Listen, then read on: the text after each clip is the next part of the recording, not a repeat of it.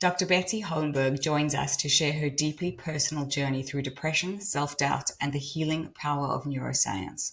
A Harvard researcher and a former McKinsey leader turned psychologist, Betsy reveals the science behind negative self-talk and why we are not our thoughts.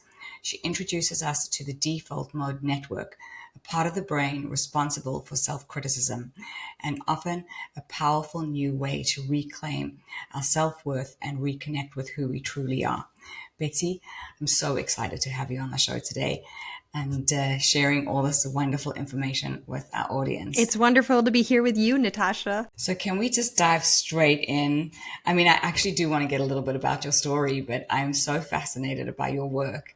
So maybe let's start a little bit with your story so people can understand where you were and where you are now. You bet. So, throughout life, I've always been an overthinker. I've been in my head. I've been wondering, what do people think of me? Are people judging me, et cetera? That was just a given. But, in my 30s, I went through a divorce and my husband left me very suddenly. And I found the divorce process, which, lingered out for about 2 years, to be absolutely excruciating for my mental health. Like it pulled at every single thing, every sense of safety, every sense of autonomy, like all of that was ripped away. And so it was a really hard time. And I went on antidepressants and that helped a lot. And my family came close to me and that helped a lot. And I got through.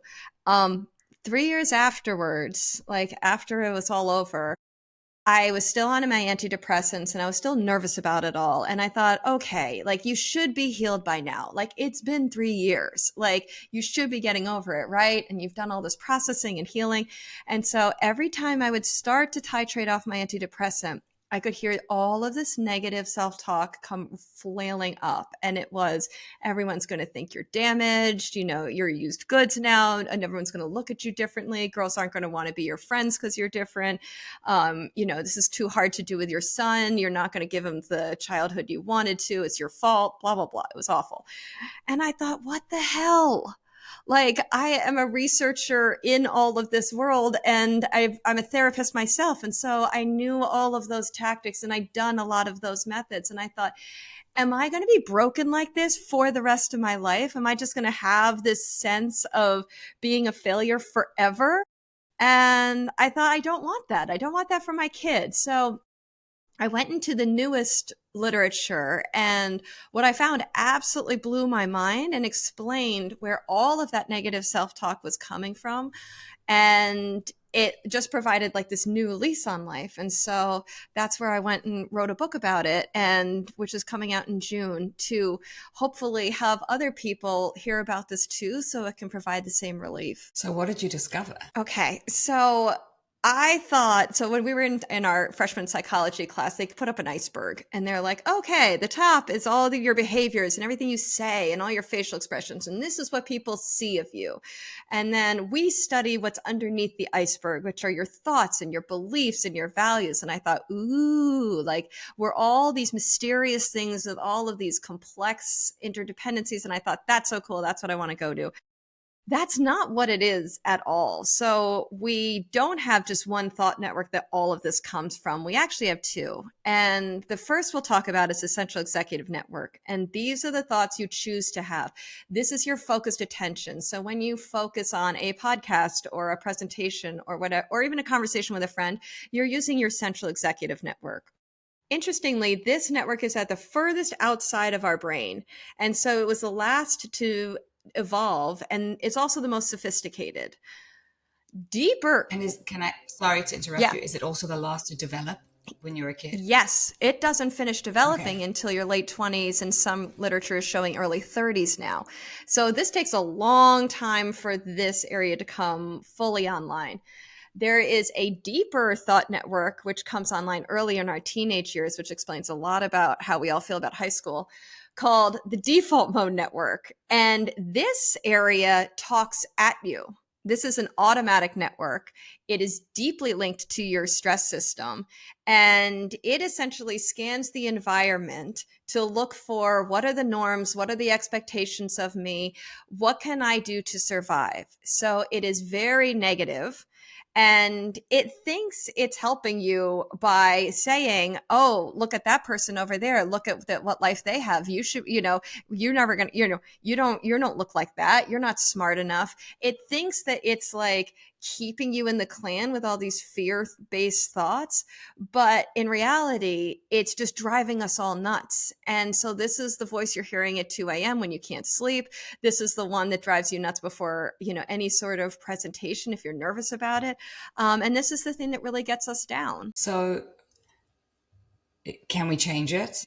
We can. So we can now. The interesting thing is these networks are either or. So you're either focusing your attention on something or you're listening to the default mode. And I think what has tripped up us as a species forever is that the default mode feels like it's us. It feels like they're our internal thoughts. So when I am sitting there and thinking, oh my gosh, look at everyone in that group talking, like they're all friends. I don't have friends like that.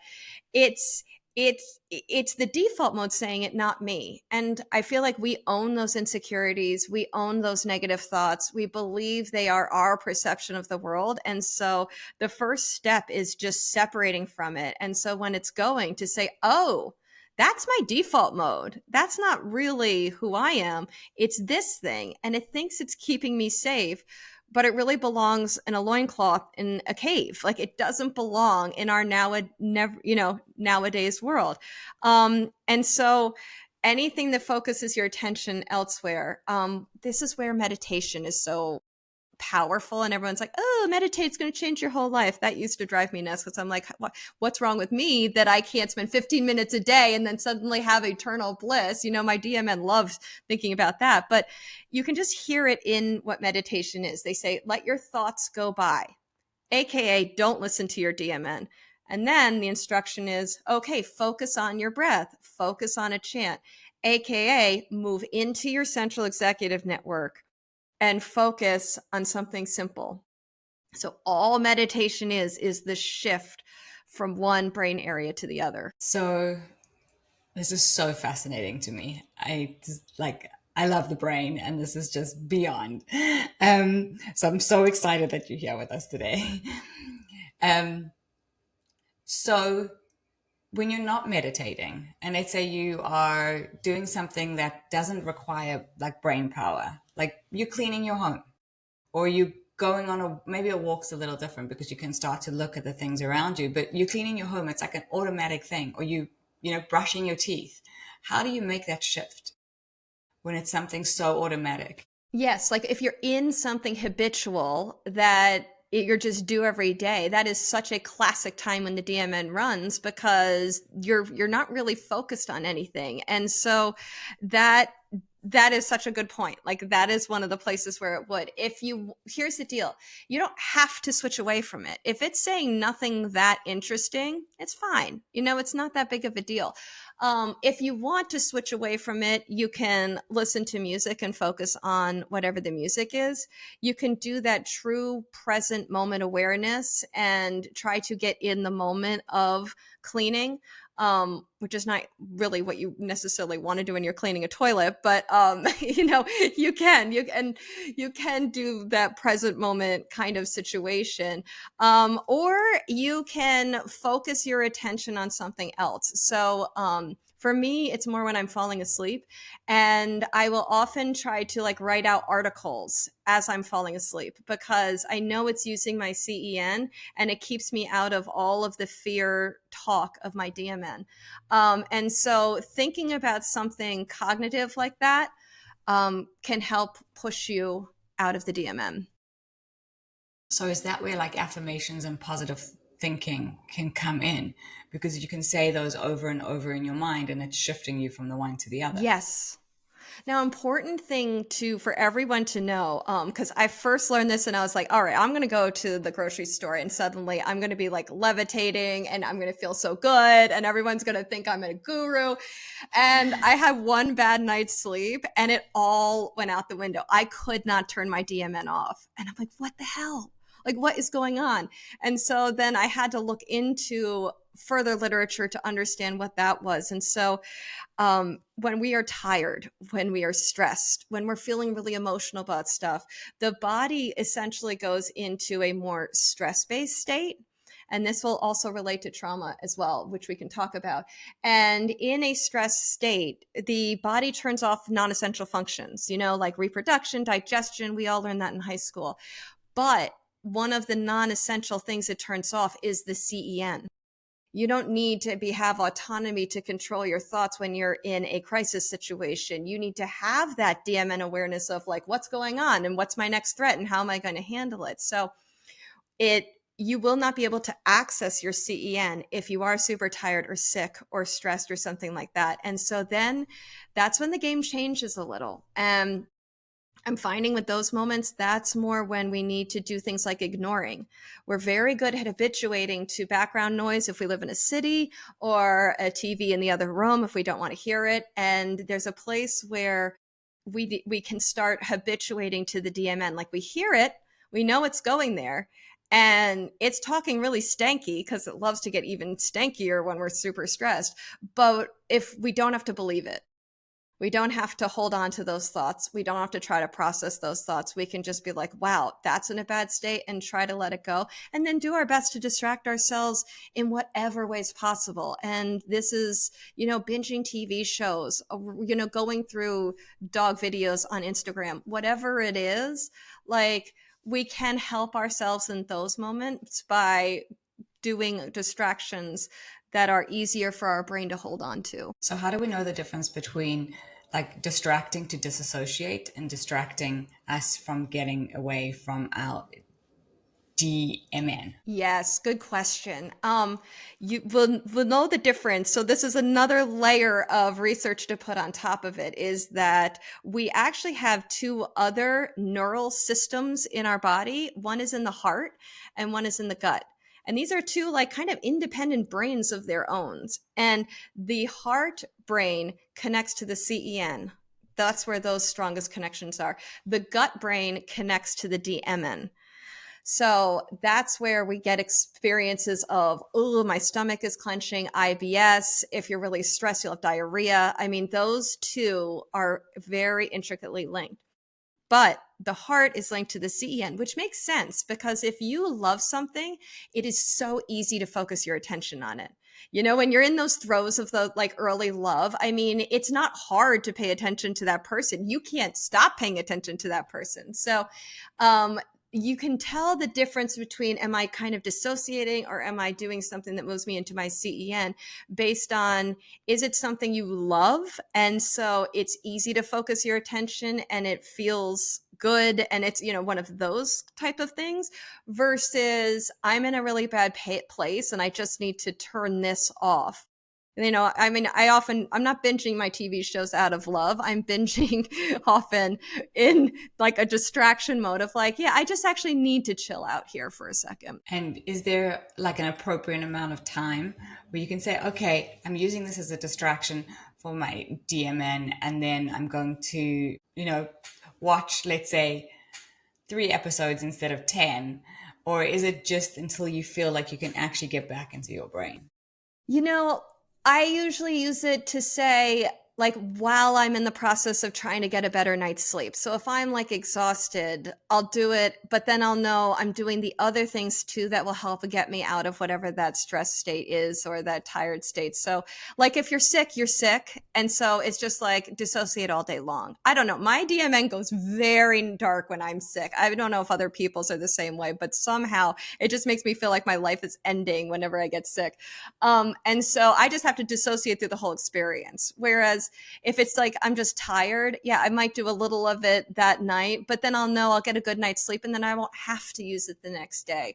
So it really depends on whatever the context is on how much you use each kind. So I want to go back. You mentioned trauma and how this works with trauma.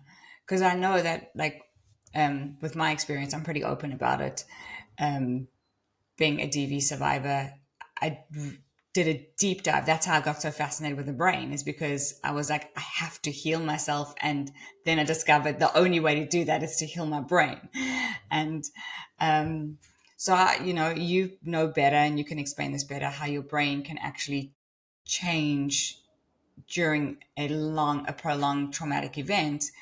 And so how does this all relate? Like Yeah. how, oh, There, it's there are just two very good. processes we can talk through. The first is what's happening in the brain specifically. And so when we are in the middle of a traumatic event, which is something we cannot escape, um, the brain goes into like a safe mode. I think of it like a computer safe mode. You know, when your computer starts back up again and it only has certain functions. So during trauma, the CEN shuts down, the default mode shuts down.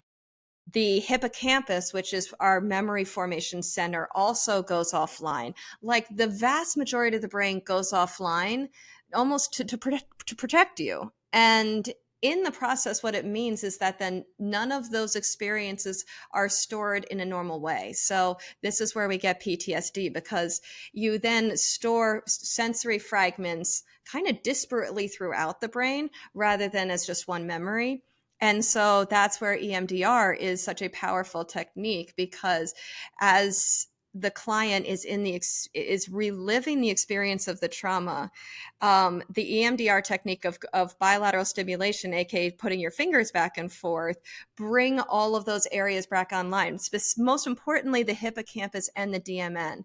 And in the process, then those areas can reintegrate that memory as a memory, and then the DMN can lock it in as that was past, that's behind us. And so then it won't flash up as much. That's one piece. The second piece is that our stress system can get stuck. So our ideal state for our stress system is that it's flexible. And the current thinking is that it's not just fight or flight, that we have three specific kind of states that we're in from a stress perspective. At our top, which is a mammal only kind of situation, is the co-engagement system, which is social engagement system, which is we're together, we feel calm, we're laughing, we're sharing food, we all feel safe. It's this kind of connected sensation. The step down is fight or flight. We all know that one. And then the one below that on the ladder is the freeze response, where we feel immobilized. We don't want to get out of bed. And the ideal thing is for us to be able to just flex in and out of these states. So someone cuts you in traffic, you say a few expletives, you get angry, but then you go back to listening to the podcast and you get out of it. But if we've been in trauma, our body doesn't know that we can get out of it because it has been forced into this kind of situation, not by its own choosing. And so it will get stuck in fight or flight, or it'll get stuck in the immobilized state. And it'll be very hard to get out of it. And when that happens, then we go back to what we were talking about before. The CEN is offline and you're stuck listening to your DMN because you're in a stress state.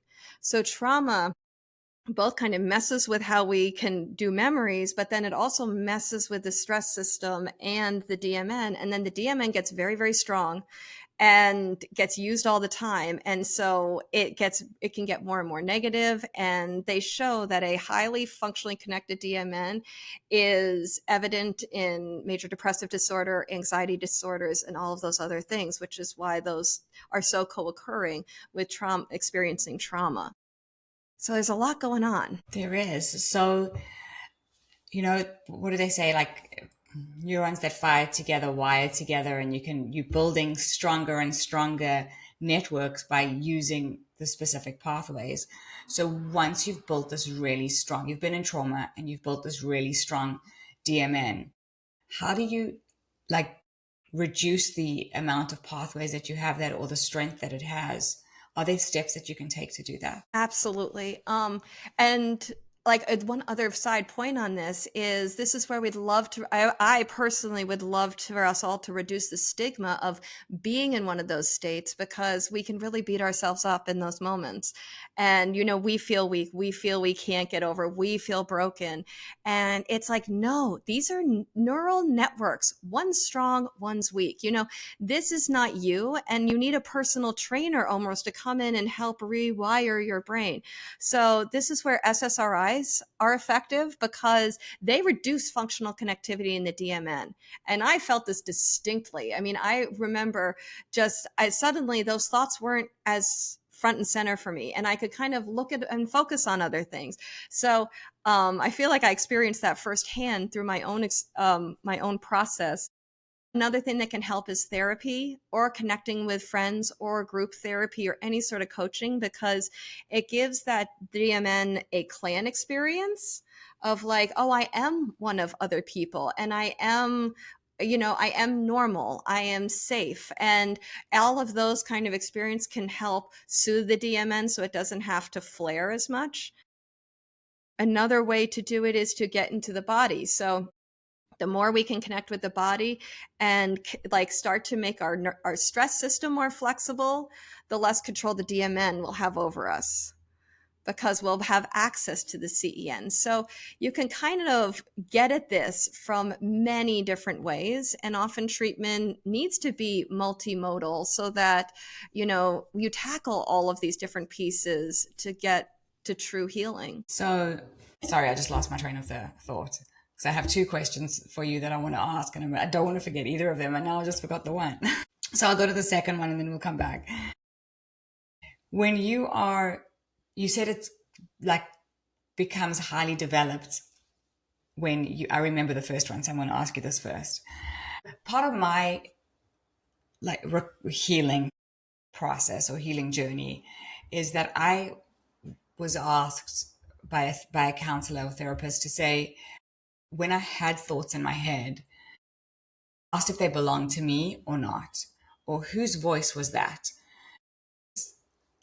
We spoke about in the session that, over time you pick up other people's thoughts, and then, they're usually negative. And, well, the ones that you notice, should I say.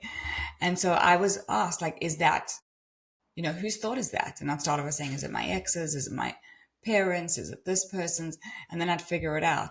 Is that coming from the DEM? Oh, 100%. So this is such a good question, because the DMN is, remember, it's like, I think of it like a radar on a boat that's just constantly scanning.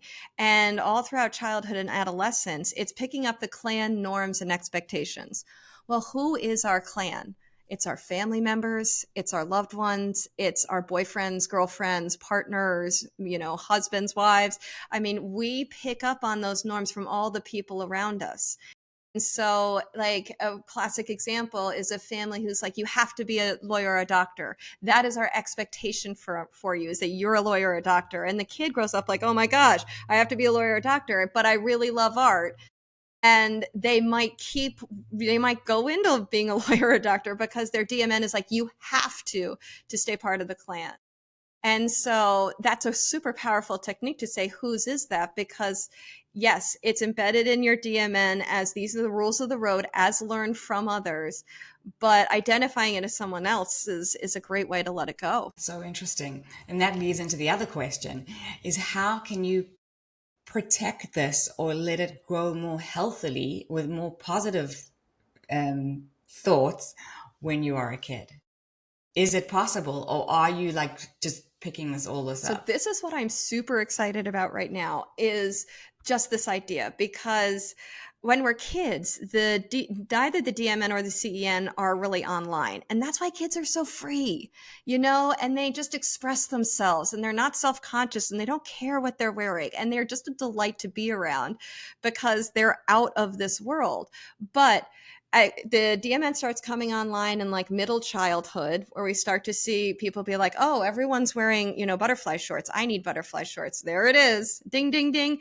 And it then is fully matured in like adolescence, high school area time. And what a shocking thing for our kids and to now think through, because they've lived their whole life without hearing this. And then suddenly these thoughts come online of, oh, look what everyone else is doing around me. Look how much smarter that person is. Look at how athletic that person is. Oh, they got into that college and I'm not good enough. I'm not worthy. And so they are slamming into negative self-talk without any experience with it. And also, they don't have the experience of tons of years of living like we do to say, oh, I can survive a romantic breakup. I can survive getting fired from a job, So everything is so fresh. And so to me, it's like a perfect storm in terms of feeling bad about ourselves, having low self-worth, and being very self-conscious, which is akin to the teenage experience. And so I would love to share this with teenagers so that they can separate from that self-conscious, mean voice in their head and say, oh, that's not me. And that's not something to own. They think something's changed with them and something's wrong with them. And it's not. It's just a brain area coming online. And so how do we help them? I mean, a lot of the books I've read with teenager stuff, because I'm fascinated in this area, is mentorship, secure connections with adults in their world, parents, teachers, coaches. Like the more connected they are to other generations, the more secure they can feel within themselves, educating them about bullying and everything. I mean, all of those pieces. But to me, I would love them to get this science and then find out what the teenagers do with it. Like how will they shift their mental health and their solutions based on knowing this? Well, I know I have an 8-year-old and I'm going to share this with him when I see him. I'm going to discuss it because we talk about all kinds of things, but obviously very age appropriate. I'm going to say this is part of your brain and this is what it's going to do. And you got to, because it's so true. You get this formed in your, early teens, and then you spend the rest of your life trying to unravel it. It's so true. Exactly. And it comes online when you have pimples and your body's going through all this stuff. I mean, you're dealing with the hormones. I mean, it's really hard. I feel for teenagers. That is a tough experience. That's wild. So, did you approach this in a very research-based way, being a researcher?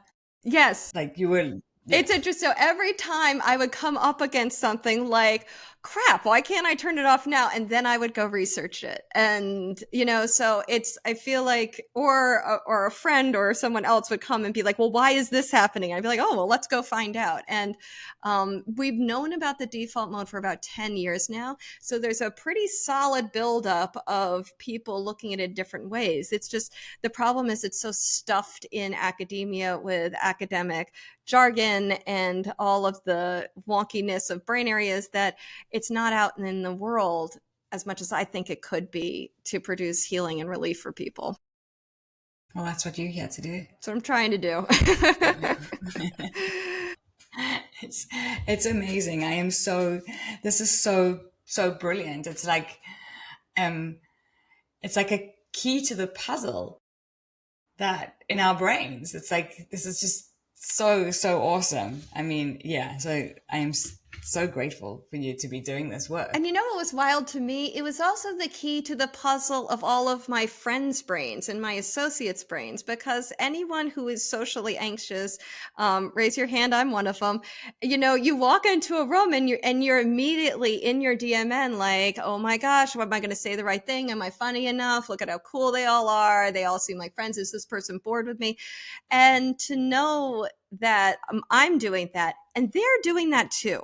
Like they have the same insecurities, even if they look perfect, they've got a DMN and their DMN is beating themselves up about, I don't even know what, but something based on their background and their experience in their life. And so I feel like it helped make all of that socialized and everything less scary and intimidating, knowing we all are listening to this thing. So even if, here's the point, it's like, even if someone judges me and it's like, wow, her outfit is really stupid, does it really matter? It's her DMN judging what I'm wearing based on her background, you know? So if her DMN, it's like appearance is everything and I must be in the current fashions, yeah, her DMN is going to rip on my outfit.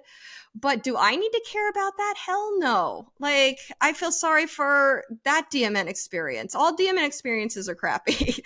Like, and I don't have to own hers too, if you know what I mean.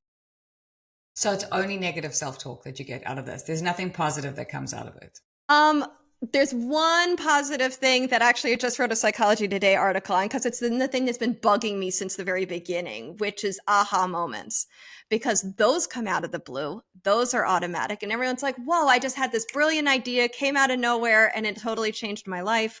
It's Einstein with his violin creating quantum mechanics. I'm like, because it's automatic, it has to be the DMN. How is this working? And there is an interesting paper out of Harvard that put together the creative process. And essentially what happens is the DMN, if it's open enough, comes up with an idea. The salience network, which is the network that chooses which of your two brain thought networks you're using, like, okay, DMN time. And then it's like, nope, time for the CEN. And then it goes back to the DMN. So it's the great moderator. It pulls the thought out of the DMN and hands it to the CEN and is like, go work on this. And so it is the one area, and the researchers were astounded too, where competitive networks work together and actually cooperate on an idea. And that's probably why those aha moments feel so delicious, because they are us using our brains in a beneficial way. Yeah, so that was the latest thing I've looked into. So is there any research being done, or is it possible that we could actually enhance that activity of the DMN and reduce the negative self-talk? So you're getting more ideas and the brain is working more cohesively? Yeah, I think the big takeaway we can have from this is that if we can keep the DMN in a more open space, because often when you're in the negative self-talk, it feels it's not open. It's a negative spiral. Like, I failed that test. I'm going to fail this course. I'm never going to get a job. Everyone's going to move to New York. I'm going to be in my parents' basement. My life is going to be over. Like, we go really negative and focus in a way with a negative self-talk perspective, but this is using opening the DMN up to like other things. And so it's like, just being aware of the outside, being aware of that conversation, taking a walk, being aware of the strangers on the street. Like, the more we can like kind of loosen the DMN, and this is, I guess, what meditation does too, then the more likely we will be to have an aha thought. We're never going to get an aha thought if we are grinding the DMN. And so this is where it can be so frustrating to have something like writer's block, because you're sitting there and you're wanting it to come automatically, but the only things coming automatically are bad thoughts about, like, why can't I come up with something? I'm never going to have another good idea. And we have to shut it up, stop it running, get a little more flexible with it, move our thoughts in lots of different directions, and then hopefully we can create an aha moment. That's so awesome. Because yeah, I always find that when I'm super stressed or my overthinking is going wild, I cannot, sometimes I can't even string a sentence together because there's no creativity. Like, I lose logic. So I feel like you can't have that inspirational thought. So this makes so much sense. You can't, and you can't really have any thought. It's hard to pay attention to our loved ones. It's hard to do anything when we're in that state. And so I think the more awareness we can have of like, oh, I'm in that state now, so I'm just going to really take care of myself and really not try to turn this into more. The better off we're going to be. So there's things like binaural beats and these kind of there's other ways that they describe them where they have these sounds that are coming from different parts of, they feel like they're coming from different parts of the room. And does that help reduce or open the DMN? 100%. I love binaural beats. I use them myself, and I often listen to them cooking. They just make me feel better. Yeah, because they're using bilateral stimulation. So what they're actually parallel to is EMDR, and it's calming the stress system. And so the more we calm the stress system, we open up, we loosen the DMN, we have access to our CEN, and we feel better. We can get out of a DMN state. So I love binaural beats. I also love them because you can do them anytime, anywhere. Like you can do them cooking or working on a presentation or whatever. Another one that's pretty interesting is shaking. So when animals have been, typically with a fight or flight response, we run and we use up all of our cortisol. And if we're in a modern day human stress situation, we typically don't. And so releasing that cortisol from the body through shaking can help. It's also the way we close a stress response. So you know how like you've been in like an accident and then you'll shake afterwards, and they're like, "Don't worry, that's just the stress response. Like it's finishing up." Well, we can kind of mimic that and create that ourselves by producing shaking, and then that can alert the body that, okay, we're done with this. It's over. I don't have to be scared anymore. And that can help calm us down. There are lots. I mentioned like a slew of things in my book because something's going to appeal to someone. Everyone's different, and who knows what's going to be that thing that catches that person. So I want to just ask about the shaking. Is it like, because when you have a stress response and you shake, it's kind of like a shiver, or can you like actually shake out your body like a much bigger, stronger movement? You can shake out your body in much bigger, stronger movements. Another thing to do is dance. Like big, strong movements, dancing, anything that gets the body moving and processing the cortisol and getting it out of your system. So fascinating. Love this. So I know we're coming close to the end of our time, but if someone's really feeling inspired and they want to do something to reduce their overthinking and their negative thoughts and open up their DMN, what would you recommend? What would be like the first thing to do? The first thing to do is I have this exercise in the book and it's very powerful, and it's to sit down with a piece of paper and go back to you as a tiny kid. What did you love? Go to yourself as a middle-aged kid. What did you love? Adolescence, what'd you love? Young adulthood, what'd you love? Now, what do you love? And put down everything that has grabbed your heart throughout your life. It could be as simple as a cup of coffee. I love my first cup of coffee, and to connect with that experience and then try to bring those loves into your life as much as possible, because it is so easy to focus on things that we care about. And so the more we can bring that in, like, for example, one lady I worked with loves the beach. And she just wants to go to the beach. She has wonderful memories there. We put a beach screensaver on her computer. We added beach, like the sound of waves as she was working. Like we just brought it into her life in as many ways. And she's like, I feel better. Like I can do more. I mean, she just felt better. So pushing towards your passions and your loves is the right way to go. Beautiful. As my final question, is there anything that's on your heart that you want to share that I haven't asked you? If there's one thing you take away from this interview and this podcast and listening, everyone, it's that you are not this voice. This voice happens to you like a fart or a burp. It is not who you are.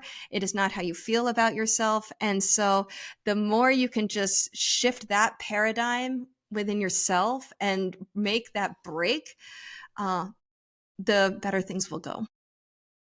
That is so awesome. Betsy, thank you so much. You are so fascinating. I absolutely loved talking with you today. I love talking with you. This was a blast. And we'll put the link to the book in the show notes. And where can people find you? They can find me on Instagram. You can DM me there. You can find me on my website. And yeah, the book is Unkind Mind. Go out and check it out. It's got tons more of all of this in there. Thank you. Thank you.